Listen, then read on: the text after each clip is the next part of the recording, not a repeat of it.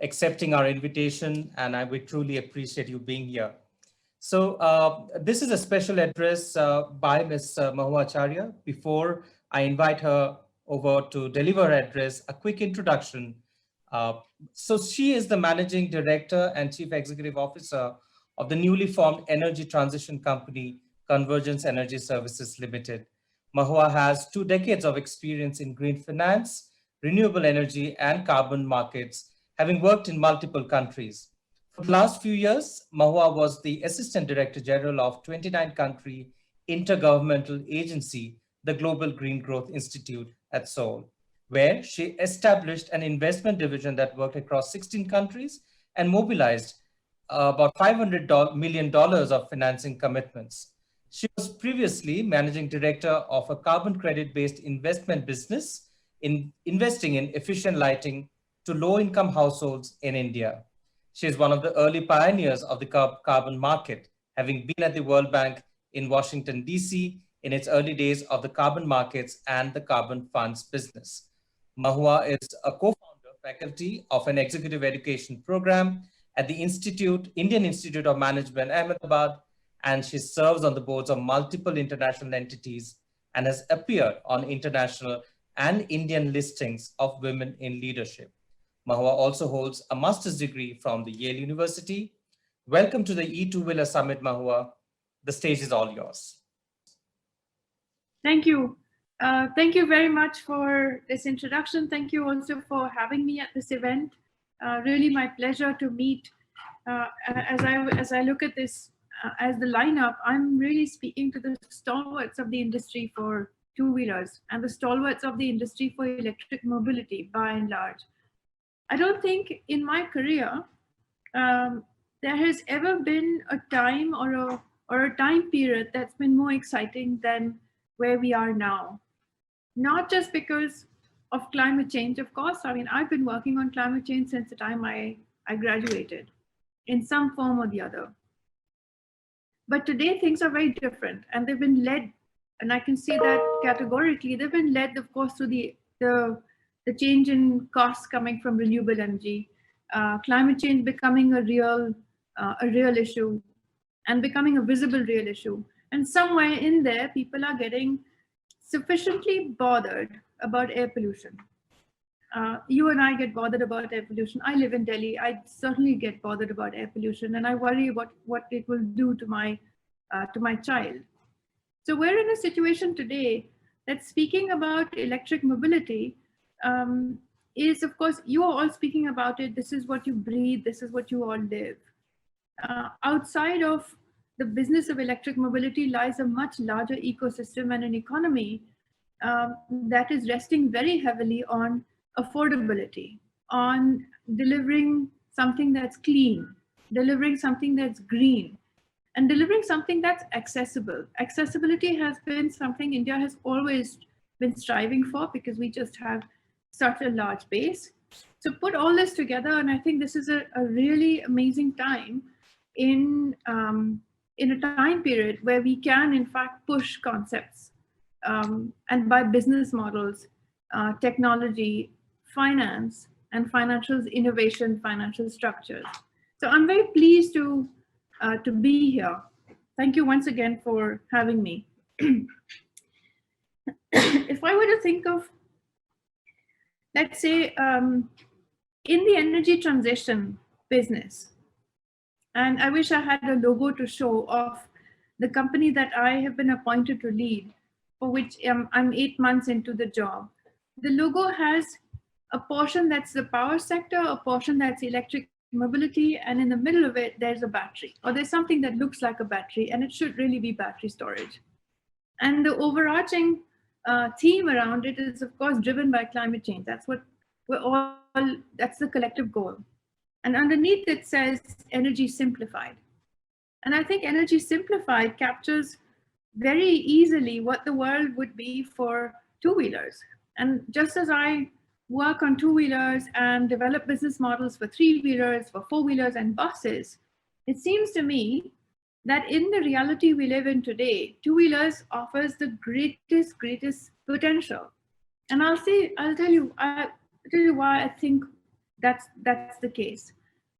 Energy transition in the power sector is looking at overhauling a system. It looks at overhauling a distribution system, a distribution company, its laws, its regulations, its tariffs, its policies, its financial burdens, and its political pressures.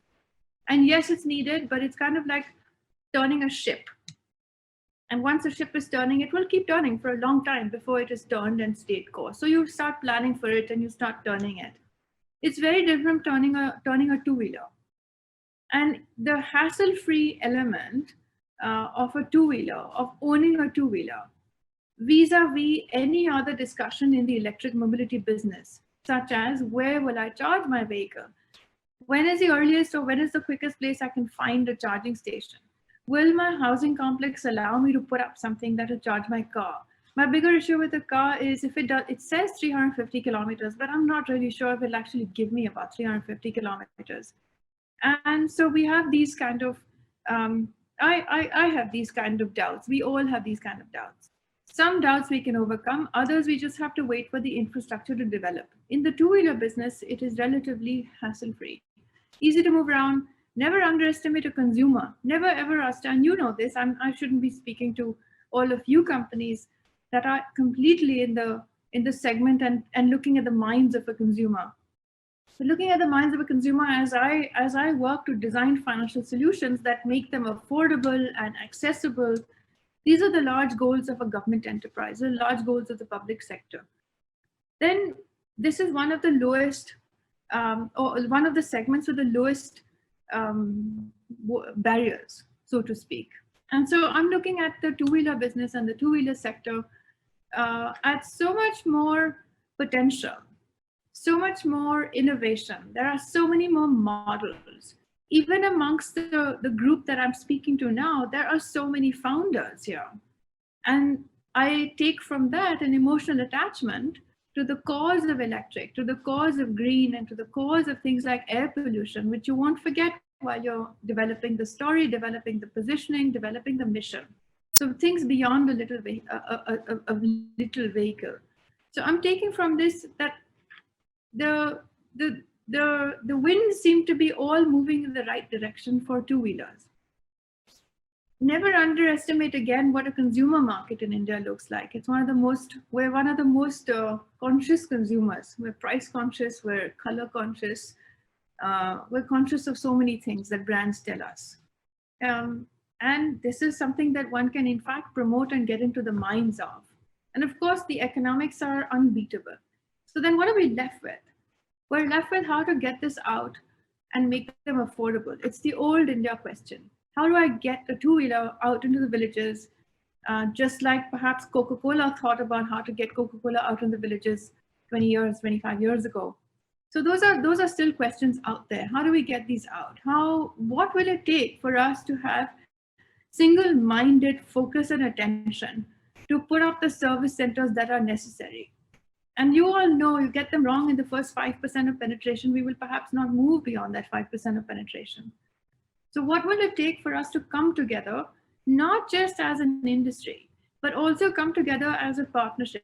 And this is what I, as a government company, and I'm looking very sincerely at, in fact, everybody that's on this agenda that I'm speaking to work with us, to come and tell us things that I don't know everything. We don't know everything naturally. So work with us to build, because the objective is to try and get as many two-wheelers out on the road in as affordable a manner as possible. And affordable sounds cliche, but the way we're framing it here, and we've just signed an agreement with the government of Andhra Pradesh for the delivery of 25,000 two-wheelers. The target, in fact, was 4 lakhs, but I got a bit worried. I was a little pessimistic, and I said 10. And we negotiated and reached 25. And they were just happy that we actually even have 25. We've just signed with the government of Kerala before that, and are now waiting for the government of Goa to clear their EV policy. And when that happens, and if it all goes well, that's a good 50, 60, 70,000, I'm being extremely conservative, two-wheelers that people will be looking to buy. So as we build that up and we think about affordability, we have worked backwards. For the government of Andhra Pradesh, we work backwards, meaning what is the actual affordability that someone, how much money do they actually earn? How much do we think they will probably pay for a vehicle every single month? and then work backwards and say, where do I land on my ROI? And what can I now do with the financial tools that I have in my kitty to try and at least ratchet the ROI up to commercial terms? Because I want to be doing more than one Andhra Pradesh. So we're working, and I'm striving to work backwards on affordability. And for that reason, I really look forward to building a solid, serious, lasting partnership with battery companies, with the technology companies, with the people that make apps that will show me where the bikes are roaming around, with the charging people that will show me where I can probably charge for free. As a consumer, I just want to not ever have to pay for anything with my bike, with my vehicle. So I'm looking forward to an engaged dialogue. Give us the information. Tell us what you think we could do better to help you help us. The more successful we are with our corporate targets, the more successful you will be as technology companies, as OEMs and others. Battery swapping, I saw that there's a battery swapping company represented here. Extraordinarily important. Changes the economics. It's a no-brainer on the economics. But I go back to the single-minded focus on getting an infrastructure rolling so we can make that battery swapping thing available at places that seem like easy. So I look forward, and I reach out and I appeal to all of you at this event and others in the two-wheeler segment and the electric mobility segment at large, to please reach out, to please come up, have a chat with us, come and talk to me and tell me what do you think we can do better? What are the things that we could do more of? And where do you think we should just not get into right now? So thank you very much for having me. Thank you, Mahua, for that wonderful insight.